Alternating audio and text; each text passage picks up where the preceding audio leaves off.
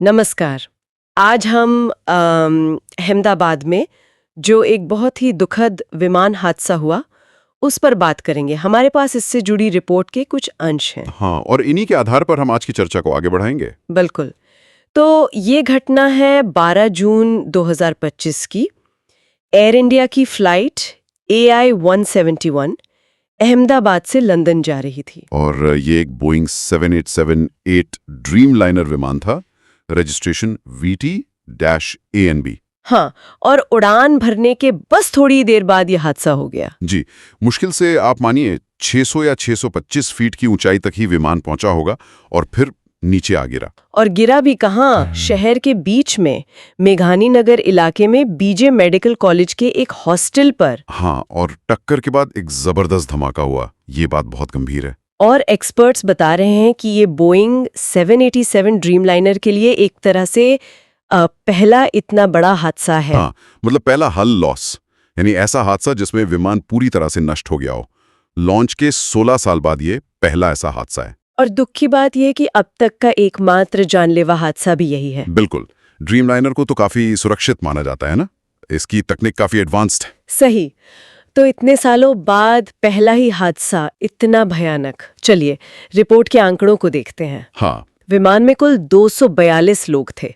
230 तो यात्री थे और 12 क्रू मेंबर। और इन 242 में से सिर्फ एक यात्री ही बच पाया। सिर्फ एक, यानी 241 लोगों की जान चली गई। हाँ, विमान में ही। और जमीन पर जो नुकसान हुआ वो अलग। हाँ, रिपोर्ट में है कि हॉस्टल में भी 38 से ज्यादा मौतें हुईं। और करीब 60 लोग घायल भी हुए। आंकड़े वाकई दिल दहलाने वाले हैं। लेकिन इसी मलबे के बीच वो एक जो यात्री बचे, विश्वेश कुमार रमेश, सीट 11A पर थे। हाँ, ब्रिटिश भारतीय यात्री।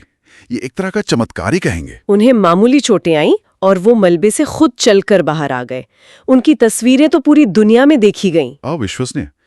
लेकिन अब सबसे बड़ा सवाल ये है कि आखिर ये हुआ कैसे? हाँ, जांच चल रही है ना। जी बिल्कुल।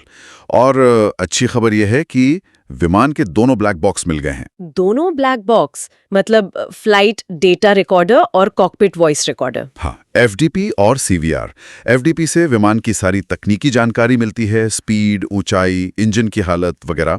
और CVR से कॉकपिट की आवाजें, मतलब पायलटों की बातचीत। तो इनसे काफी कुछ पता चल सकता है। बिल्कुल, इनसे ही पता चलता है कि हादसे से ठीक पहले क्या हुआ था। इनकी शुरुआती जांच भी शुरू हो गई है।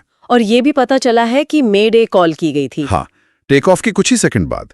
मेडे मतलब इमरजेंसी सिग्नल। इतनी जल्दी, मतलब पायलटों को एहसास हो गया था कि कुछ बहुत बड़ी गड़बड़ है। लगता तो यही है। अब जांचकर्ता इसी पर काम कर रहे हैं कि वो गड़बड़ क्या थी। क्या क्या संभावनाएं हो सकती हैं? देखिए, कई चीजें हो सकती हैं। क्या दोनों इंजन फेल हो गए थे? ये एक बड़ी आशंका है। अच्छा। या फिर विंग फ्लैप्स की सेटिंग में कोई गड़बड़ी थी। टेक ऑफ के लिए ये बहुत जरूरी होते हैं। लैंडिंग गियर में कोई समस्या थी, या फिर मौसम का कोई रोल था, जैसे उस दिन तापमान ज्यादा था, या विमान का वजन। इन सब पहलुओं को देखा जा रहा है। जांच कौन कर रहा है? भारत की एजेंसी? हाँ, मुख्य रूप से भारत का विमान दुर्घटना जांच ब्यूरो यानी AAIB। लेकिन इसमें अंतर्राष्ट्रीय मदद भी ली जा रही है। अच्छा, कौन कौन शामिल है? क्योंकि विमान अमेरिकी कंपनी बोइंग का है, तो अमेरिका की NTSB यानी national transportation safety board. Okay. Flight London जा रही थी, तो ब्रिटेन की AAIB यानी एयर एक्सीडेंट्स इन्वेस्टिगेशन ब्रांच और खुद बोइंग कंपनी भी जांच में सहयोग कर रही है। मतलब कई एजेंसियां मिलकर काम कर रही हैं। जी, और भारत सरकार ने भी एक उच्च स्तरीय समिति बनाई है। उम्मीद है कि शायद 3 महीने में एक शुरुआती रिपोर्ट आ जाए। इस बीच सुरक्षा के लिए क्या कदम उठाए गए हैं? DGCA ने कुछ किया है? हाँ, नागरिक उड्डयन महानिदेशालय DGCA ने एहतियात के तौर पर एयर इंडिया के पास जितने भी बोइंग 787 हैं, मेरे ख्याल से 33 हैं। हाँ, 33। उन सभी के डिटेल्ड इंस्पेक्शन का आदेश दिया है। ठीक है। और साथ ही इस फ्लाइट के पायलट और डिस्पैचर, मतलब जो ग्राउंड से मदद करते हैं, उनके ट्रेनिंग रिकॉर्ड्स भी देखे जा रहे हैं। ये सुनिश्चित करने के लिए कि कहीं कोई ट्रेनिंग में कमी तो नहीं थी। बिल्कुल, ये एक स्टैंडर्ड प्रक्रिया है ऐसी घटनाओं के बाद। इस हादसे ने परिवारों पर जो कहर बरपाया है वो बयान करना मुश्किल है। हाँ, बहुत ही दुखद पहलू है ये। रिपोर्ट में कुछ नाम भी हैं। अहमदाबाद के दंपति भोगीलाल और हंसा परमार, एक युवा भक्त थी मैथिली पाटिल, और न जाने कितने ही और लोग। इनके अंतिम संस्कार भी अलग अलग राज्यों में हुए। हाँ, ये दिखाता है कि विमान में देश भर से लोग सफर कर रहे थे। ये वाकई में हाल के सालों की सबसे दर्दनाक विमान दुर्घटनाओं में से एक है। बिल्कुल। इसका असर बहुत गहरा है। तो अब आगे क्या? सबकी नजरें जांच पर टिकी हैं। हाँ, खासकर ब्लैक बॉक्स के विश्लेषण पर। जी, उम्मीद है कि अगले कुछ हफ्तों या शायद महीनों में इससे कुछ शुरुआती नतीजे सामने आए, जिससे पता चले कि आखिर हुआ क्या था।